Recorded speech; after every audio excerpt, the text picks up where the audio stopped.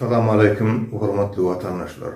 Şunkü temamyň aly aňyny ýitiren dinamyz diktator Berdimuhammedowyň bir kanun prezidentlik kürsüni eýelemek we Türkmenistanyň gyzyl pullaryny oglamak üçin saýlap alan ýoly. Ol haýsy ýol saýlap aldy? Özdaşda onuň ýoly ýokdy. Sebäp näme diýende Berdimuhammedowyň hiç ekonomikada da siyasatda da halk bilen işleşmekde, yurt meşgullerine ullukan halk bilen işleşmekde, aragatnaşyk etmekde hiç ýyly tejribesi ýokdy. O şoň üçin SSR ýykylandan soň bir oligark sistema döredi. Yani Berdimuhammedow şu sistema ananja girmeyen başardy. Ol diňe yurtdaşyndan howslar çykýan adamlaryň maslahaty bilen işledi. Şu wada çendem şoň bilen işläpdir. We oğlunam şu maslahat bilen prezident saýlady we şoň maslahaty bilen 2016-njy ýylda konstitusiýany etdi. Öz başda Berdimuhammedow hiç bir zat başarmady işlendi urunda. Onun başaran ady näme? Onun başaran ady şu öňkü tarihte bolup geçen diktatorlaryň siýasatyny öwrenmek we şonu Türkmenistanyň içinde ulanmak, halka garşy ulanmak, halky edip saklamak, siýasatyny öwrenmek we şu siýasaty ulanmak Türkmenistanyň içinde. Öňkü diktator bilýän men olaň adyny sana oturjak da aýtjagym da diktatorlar bolup geçdi, SSR'de de we başga ýurtlarda da Berdimuhammedow şolaryň tecrübesini ulandy öz siýasatynda. Şoň üçin ol ýurtda ne ekonomikany ösdürdi, ne ýurtda kanun ýöretdi, ol hiç zat etmedi. Ol diňe halky ezdi, izarlady, basdy, türmelerde gynady, öldürdi. Ýa sebäp boldy şolaryň ölmegine. Inni Berdimuhammedow başga da bir ýene başarynlady. Olam şu daşynlaky maslahatçylaryň aýtmagy bilen diňe özüni reklam etdi. Şu soňky döwür esasanam YouTube we beýleki internet programmalaryň dünýä ýaran döwründe bir reklama diýen has ul rol oynap başlady. Şol adam yalançymy, ýa güleznamy, ýa ol jinayet edipmi, tapawdy ýok. Şonu reklam edip, şonu arşa çıkarıp many başardylar şu internet teriştelerinin üstü bilen. Berdimuhammedow da muny düşünürdiler. Berdimuhammedow özüni reklam edip başlady. Soňdan kim daşyndan şu Türkmen siýasatyny öwrenmek islese, ol Türkmenistanyň içine girýärdiňe gülalarlygy bar ýa. Şol Türkmenistanyň programmasy bar, telewizionyada o her gün nimet görkezýärler. O taýda ýa atyň üstüne otur. Ýa weltepi tutup ýa köpçüligiň içinde. Muňa özüne näme diýdirmek istedi? Bu adam köpçülik bilen bile.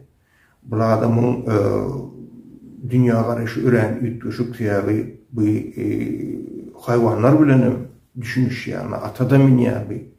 İtem saklaýan eken bu adam. Däpli sura köp ünsürýän eken bu adam diýdirmek istedi. Bunu näme üçin etdi? Daşynlaklar üçin etdi. Buna mettiren şu daşynlaky maslahatçylar. O şeýdip Berdimuhammedow köp wagtlaryň adamlary arlap, ýurdu talap, tozdurdy. Yani ekonomika ösmedi. Adamlar işsiz aldy. Kanun ýöremedi. Garip düşdi bütün Türkmen halky.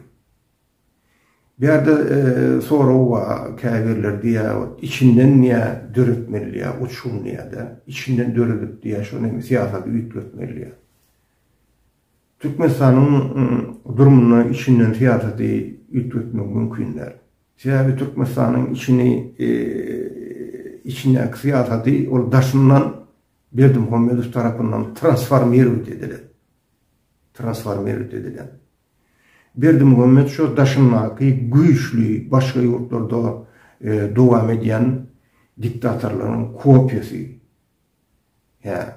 We şol öz kopýasyny paddeşke edip durdular şu wada çenli. Şoň üçin Berdimuhammedow şol öz häkimiyetini ýöretdi, rejimini ýöretdi we Türkmenistana Absurdistan diýip at goýdular. Berdimuhammedow hiç ýerde daşary ýurtlarda, Ýewropada ýa Amerikada ýa beýleki ýurtlaryň öňünde siýasatçylaryň öňünde hiç ýyl awry ýok. Türkmenistan arada ýekece bir mineni wa o da Türkmenistan Absurdistan. O Absurdistan nirden döredi. O Türkmenistan içinden dören o. O Türkmenistan'ın daşından geldi. Onu Türkmenistan'ın içine transforme ettiler. Şu halk, orçası pakorn halk değil ya da, boyun öğüyen halk diysek oluyor da Türkmençe. Şuları boyun öldürmeli, şuları yalı siyasat yönetmeli içinde, özünü reklam etmeli, halkı izarlamalı, basmalı, gurretmeliler diyen siyasat. O Berdimuhammedow daşından öğretiliyor. Berdimuhammedow'un özünü şu tayip boyup, mesela öz başlap boyup, sen şu işi ettiysen, ya şu yurdu yöretdiysen göretip bilmeýär. O görünüp durary. O yöretip bilmedi.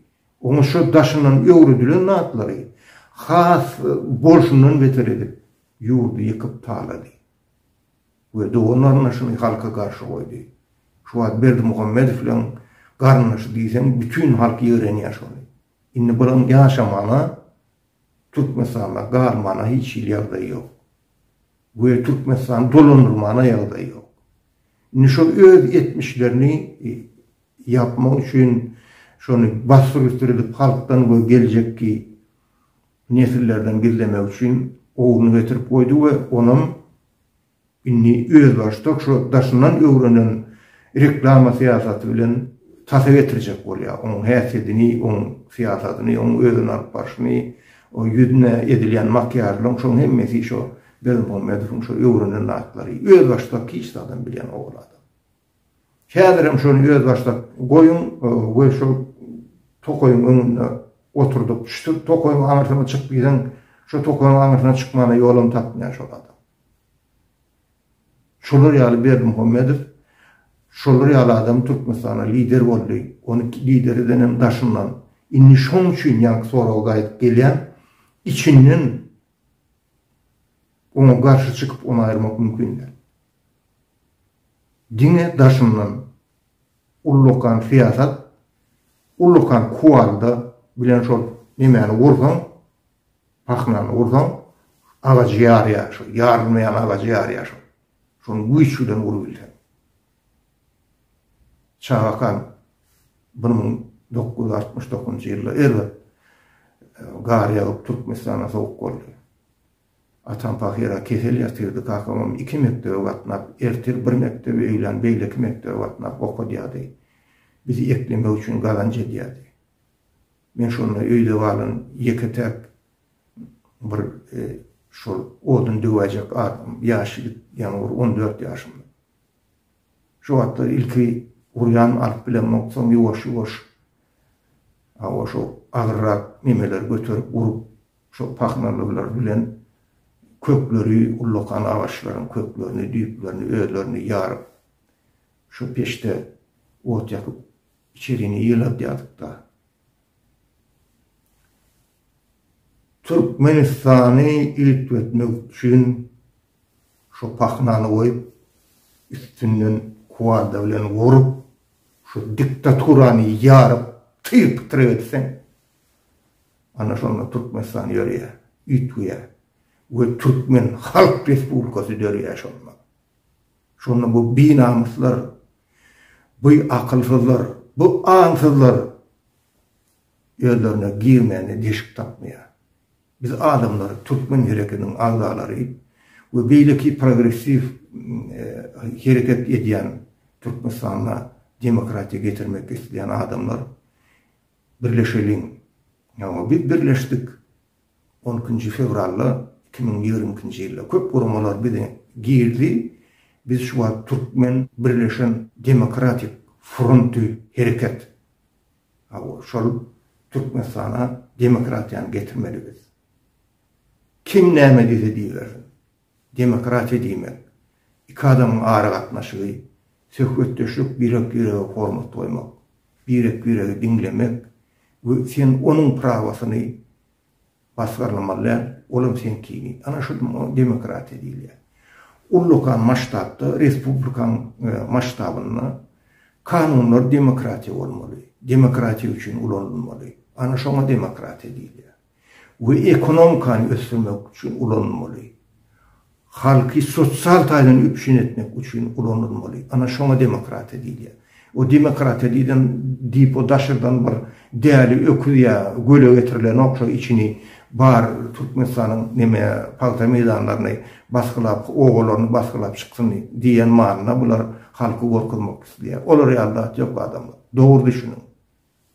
Demokrati demek, an düşünceni östürmek, an düşüncen üstünden östürmek. An düşüncesi bulmadık adam demokratiye düşünmez.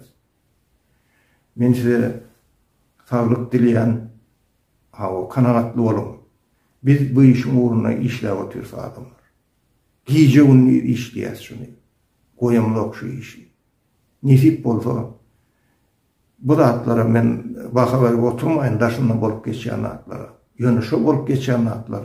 Yankı şu Berdi Muhammedov maslahat beren adamların, çüren ağacın basım yıkılacaklığını görkörüyor. Şunlardan hemme de düzelir.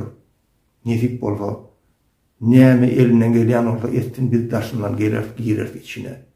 Şu aeroportta düşen günümüz halkı üşör daşımla aeroporttan Amerik barar Türkmenistan'ın Aşşabat şehrinin orrum ortasına halkı daşımla yığınam. Şöyle biz ilan ederiz. Türkmen diktatorasının yıkılığını ve inni Türkmen Halk Respublikasının kurulacağını halkımın önüne beyan ederiz. Halk bize düşünür, halk bize karışıyor. Köp sağ olun, hem yanında can sağlık, maşgala avadan çıkın dileyen adamlar.